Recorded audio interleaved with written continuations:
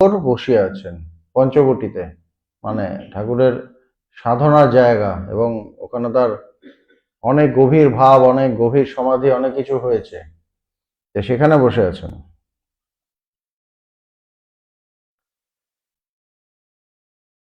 দক্ষিণ পশ্চিম দিকে মুখ করিয়া বসে আছেন।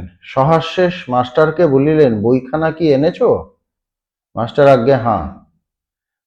রামকৃষ্ণ, পড়ে আমায় একটু শোনাও দেখি। মানে কোনো বই আনতে বলেছিলেন ঠাকুর, যে তুমি আমাকে এটা শুনিও। মাস্টার গিয়ে বলতেন এই বইটা বেরিয়েছে, এটা উনি লিখেছেন, খুব ভালো হয়েছে, এরকম মাস্টার দিতেন আর কি, চারদিকে কি হচ্ছে। ঠাকুরের সাথে তার খুব ক্লোজ একটা সম্পর্ক ছিল, তো ঠাকুর তখন বলেছিলেন আমাকে শোনাবে। ভক্তেরা আগ্রহের সহিত দেখিতেছেন কি পুস্তক। পুস্তকের নাম দেবী চৌধুরানী। মানে কি লিখেছেন, মানে শুনিও, মানে লেখকের মন কোন অবস্থায় এইটা বুঝতে পারবেন।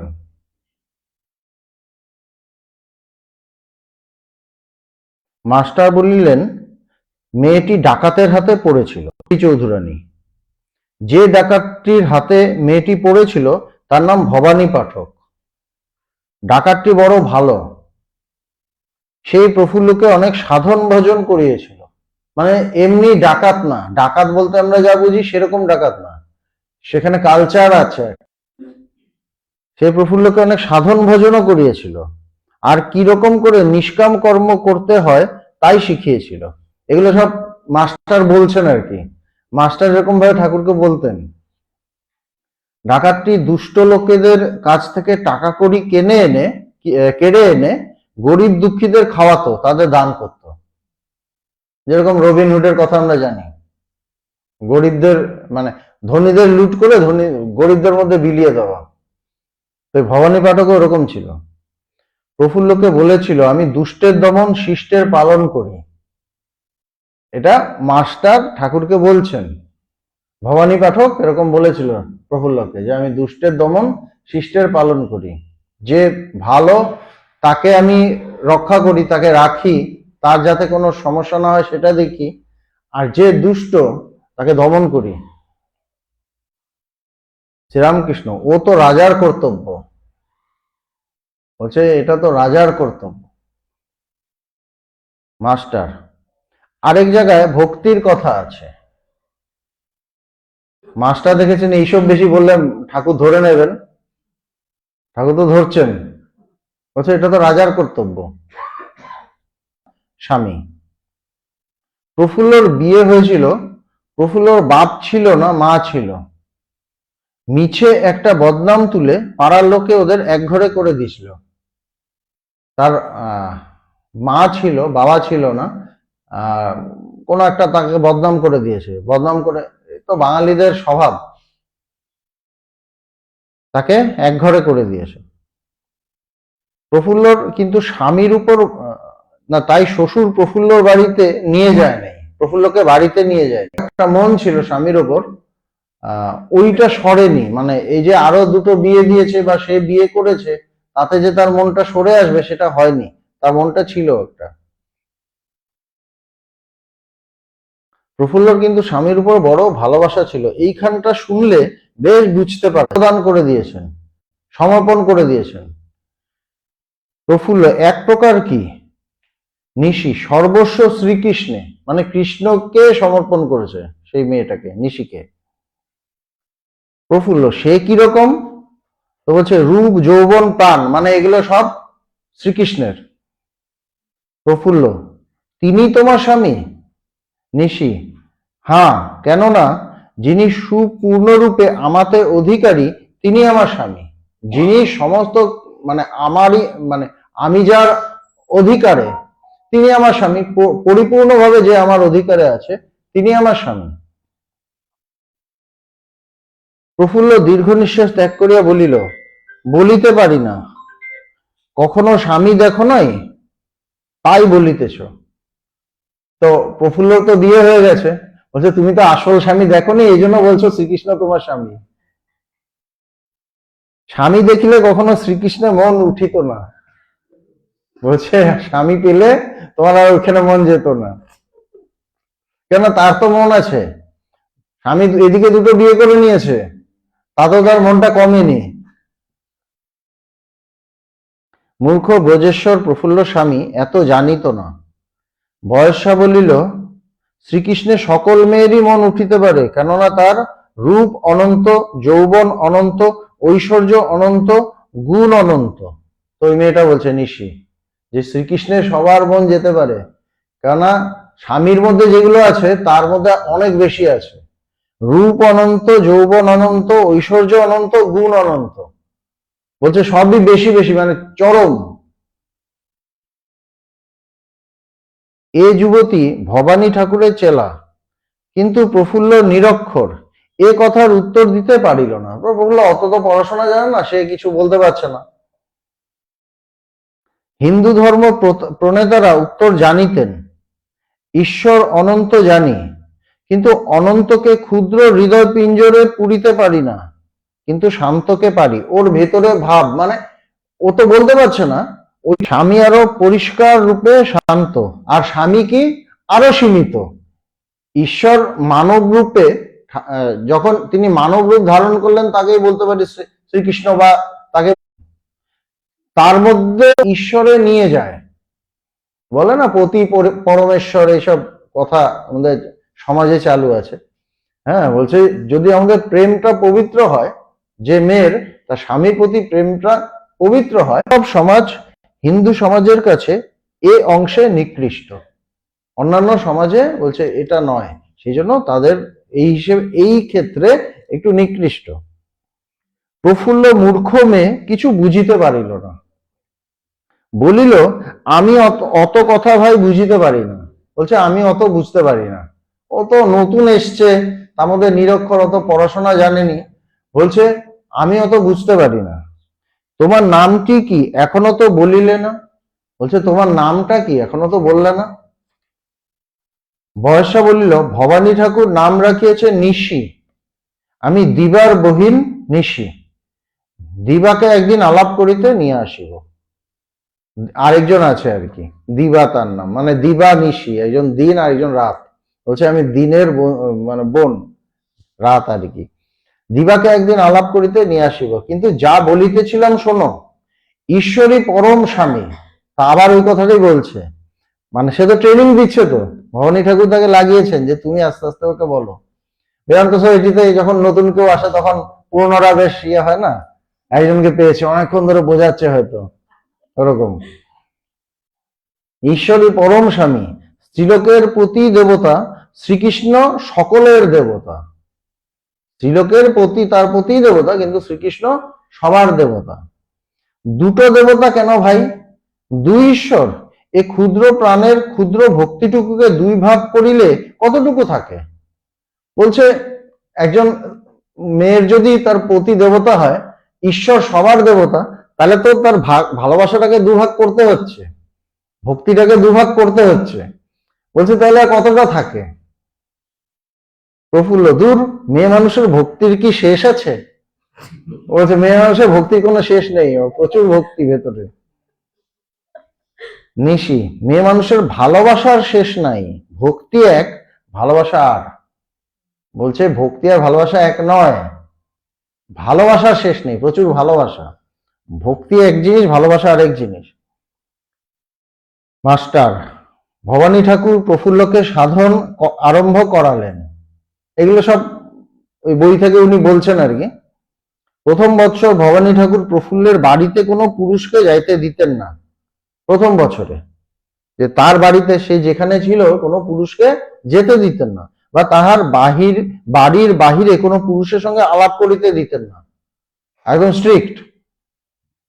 দ্বিতীয় বৎসর আলাপ পক্ষে নিষেধ রহিত করিলেন। পরের বছর কি না, ঠিক আছে কথা বলতে পারো, এরকম করলেন। কিন্তু তাহার বাড়িতে কোনো পুরুষকে যেতে দিতেন না, এমনি কথা বলতে পারো কিন্তু বাড়িতে যেন কোনো পুরুষ না যায়। কিন্তু তৃতীয় বৎসরে যখন প্রফুল্ল মাথা মুড়াইলো, তারপর মাথা নেড়া করলো আর কি। ওখানে সিস্টেম ওরকম, যখন মাথা মুড়াইলো তখন ভবানী ঠাকুর বাছা বাছা শিষ্য সঙ্গে লইয়া প্রফুল্লের নিকটে যাইতেন। প্রফুল্ল নেড়া মাথায় অবনত মুখে তাহাদের সঙ্গে শাস্ত্রীয় আলাপ, তখন সে শাস্ত্রীয়, ততদিনে সে নেড়া মাথায় শাস্ত্র চর্চা করতো ওদের সাথেই, তখন পুরুষ টুরুষ সবাই যেত, মানে ভবানী ঠাকুরের সাথেই যেত। তারপর প্রফুল্লের বিদ্যা শিক্ষা আরম্ভ।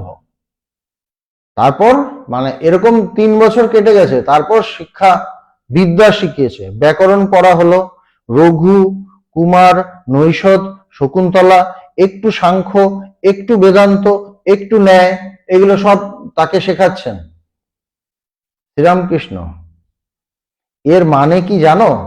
মানে প্রথমে দেখেছে যে ইয়ে দিয়ে বলেছেন যে আমি দুষ্টের দমন করি, শিষ্টের পালন করি।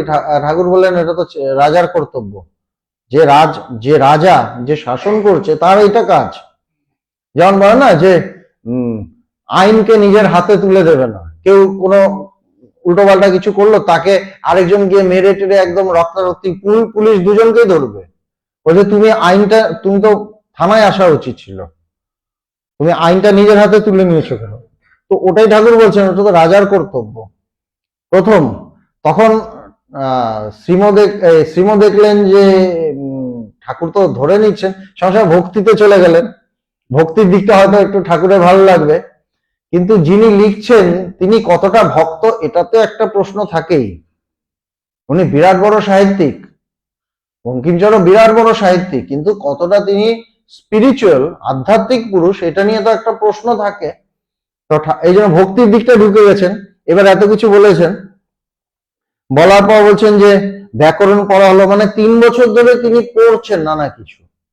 প্রথমে তার ক্যারেক্টার তৈরি হচ্ছে, তারপর সে নানা কিছু, সেই শকুন্তলা শাস্ত্র, অনেক কিছু আর কি, এই ন্যায়, একটু বেদান্ত, একটু ব্যাকরণ, এগুলো পড়েছেন, সাংখ্য এগুলো পড়েছেন। এটা বললেন। এবার ঠাকুর বলছেন শ্রীরামকৃষ্ণ, এর মানে কি জানো? বলছে এর মানে কি জানো? না পড়লে শুনলে জ্ঞান হয় না। যে লিখেছে এসব লোকের এই মত। সাংঘাতিক পয়েন্ট। আমরা পড়লে কি হবে? ইমপ্রেসড হয়ে যাবো, বাবা কি সুন্দর ট্রেনিং, দারুণ। ঠাকুর কোনটা ধরলেন? যে যিনি লিখেছেন মানে বঙ্কিমচন্দ্র, তার মনটাকে ধরে নিলেন। তার মতবাদটা কি? যে না পড়াশোনা করলে জ্ঞান হয় না। আধ্যাত্মিক জ্ঞান তো এইভাবে হয় না। এই যে বলছে একটু ন্যায়, একটু সাংখ্য, একটু বেদান্ত। আমি অনেক শাস্ত্র পড়লাম, আমার জ্ঞান হবে? শাস্ত্র পড়ার উপর কি জ্ঞান নির্ভর করে? জ্ঞান তো ভেতর থেকে হয়, ভেতর থেকে পরিষ্কার হয়।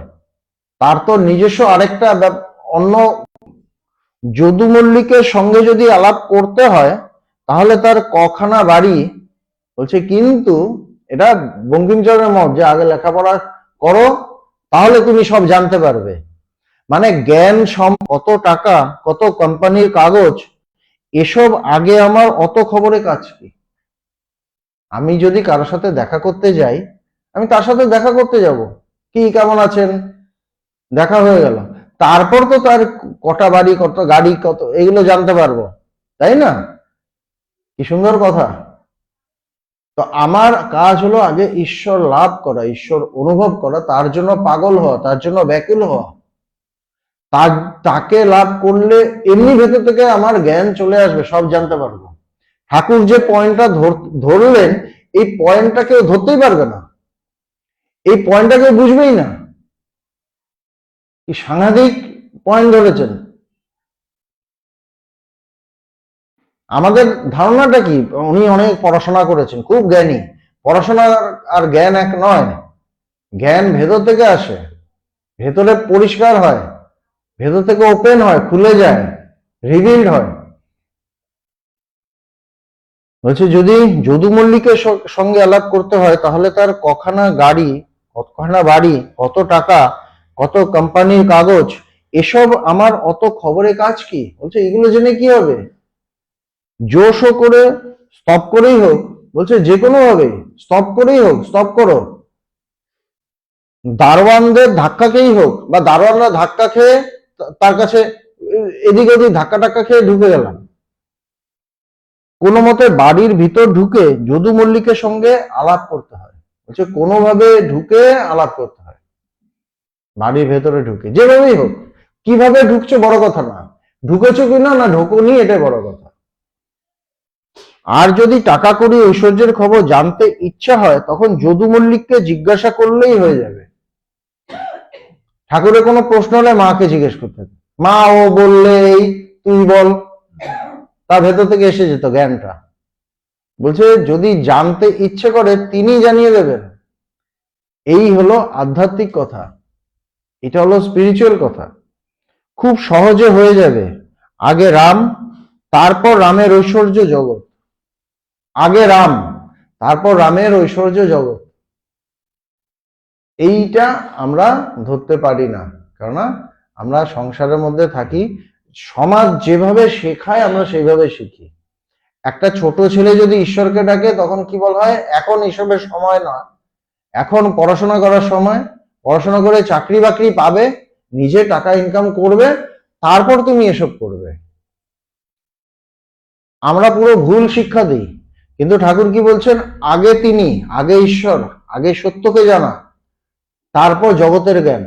আগে পড়া বিদ্যা, তারপর অপরা বিদ্যা, বা দুটো প্যারালালি চলুক, অসুবিধা নেই, কিন্তু পড়া বিদ্যাকে প্রাধান্য দিতে হবে।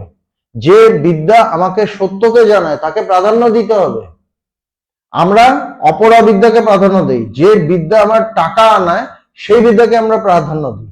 সেই জন্য সমাজের এই অবস্থা। বলছে যে আগে রাম, তারপর রামের ঐশ্বর্য। তাই বাল্মীকি মরা মন্ত্র জপ করেছিলেন। আমরা জানি বাল্মীকির ঘটনা, যে তিনি প্রথমে তিনি একজন বিরাট বড় গুন্ডা ছিলেন, মানুষকে বধ করতেন, মানুষকে হত্যা করতেন, তার সমস্ত লুট করতেন, রত্নাকর দস্যু ছিলেন। তারপর কি হলো, তার ভেতরে একটা পরিবর্তন এলো। তিনি একদিন বোধহয় নারদ বা কেউ এসে তাকে বললেন যে তুমি যে এত করছো, তোমার যে এত পাপ হচ্ছে, এটাই কি হবে? বলছে তাহলে কি, আমি তো নিজের জন্য করছি না, আমার পুরো ফ্যামিলির জন্য করছি। আমার যদি কিছু, এই যে টাকা পয়সা যা রোজগার করছি সব কি আমি এনজয় করছি, বা সবকিছু কি আমি ভোগ করছি? পাপ কাজ করে আনো, পাপটা তোমার, আমাদের তো না। তোমার দায়িত্ব আমাদের মানে রাখা, আমাদের খাওয়ানো, পড়ানো, আমাদের সংরক্ষণ করা, সবকিছু। তখন ওনার একটা ধাক্কা লেগেছে, একটা ধাক্কা খেয়েছেন, জগৎ থেকে ধাক্কা খেলেন। এবার তখন ওই নারদ এলেন, তাকে শিখিয়ে দিলেন রাম নাম করতে বলে, আমি রাম রাম ইয়ে করতে পারছি না। বলছে ঠিক আছে, আমি তো মানুষকে মেরেছি, মরাই দেখেছি সব জায়গায়, তো মরা মরা জব করতে পারবো। ঠিক আছে, তাই করো। করতে করতেই তার কিন্তু সেই আধ্যাত্মিক উপলব্ধি হলো, সত্য লাভ হলো, জ্ঞান লাভ হলো, তিনি বাল্মীকিতে পরিণত হলেন, মহারিষি বাল্মীকি। এটা তার ঘটনা। তো বলছে যে, তো ওটাই ব্যাখ্যা করছেন যে তিনি মরা মরা জপ করেছেন। মরা মরা মানে হচ্ছে, তাই বাল্মীকি মরা মন্ত্র জপ করেছিলেন। ম অর্থাৎ ঈশ্বর, তারপর রা অর্থাৎ জগৎ, তার ঐশ্বর্য। ম মানে ঈশ্বর। এই যে আমরা বলি, এই যে কথামৃত, কথামৃত যদি প্রথম পাতাটা খোলেন, এখানে লেখা আছে শ্রী শ্রী রামকৃষ্ণ কথামৃত, শ্রীম কথিত, শ্রীম কথিত শ্রী শ্রী রামকৃষ্ণ কথামৃত। এবার শ্রীম কথিত কেন, শ্রীম লিখিত হবে তো, শ্রীম তো লিখেছেন। বলছে না, শ্রীম কথিত, ম মানে ঈশ্বর, শ্রী তার ঐশ্বর্য, জগৎটা তার ঐশ্বর্য, তিনি নন, তার ঐশ্বর্য। ভক্তেরা অবাক হইয়া ঠাকুরের কথামৃত পান করিতেছে। সবাই অবাক হয়ে গেছে, ঠাকুর কি বলছেন। তো এগুলো এক একটা শ্রীম যাচ্ছেন, মাস্টার যাচ্ছেন, এবং তার নতুন ডাইমেনশন খুলে যাচ্ছে। তিনি বইটা পড়াতে গেছিলেন, এখানে ভক্তির কথা আসছে, বঙ্কিমচন্দ্র কি সুন্দর লিখেছেন, কিন্তু ঠাকুর থেকে যখন শুনলেন তার পুরো ওলট পালট হয়ে গেল সব। তিনিও তো খুব পণ্ডিত, অনেক কিছু জানেন, ভীষণ পণ্ডিত, কিন্তু তার সমস্ত কিছু উল্টে গেল। যে না, আগে ঈশ্বর, আগে ঈশ্বর লাভ, আগে এই সব পড়াশোনা নয়, প্রেফারেন্সটা কোন দিকে দিতে হবে, প্রায়োরিটিটা কোন দিকে দিতে হবে, এটা বুঝতে হবে। এই জন্য আমাদের আগেকার দিনে বৈদিক যুগে ছিল পড়া বিদ্যা অপরা বিদ্যা, দুটো প্যারালালি চলতো। ঈশ্বর লাভের চেষ্টা একদিকে, সত্যকে জানার চেষ্টা আরেকদিকে, জাগতিক পড়াশোনা, দুটো চলতো। এই জন্য জীবনের ধাঁধা আর মেলে না, উত্তর মেলে না, এইভাবে আমরা চলি।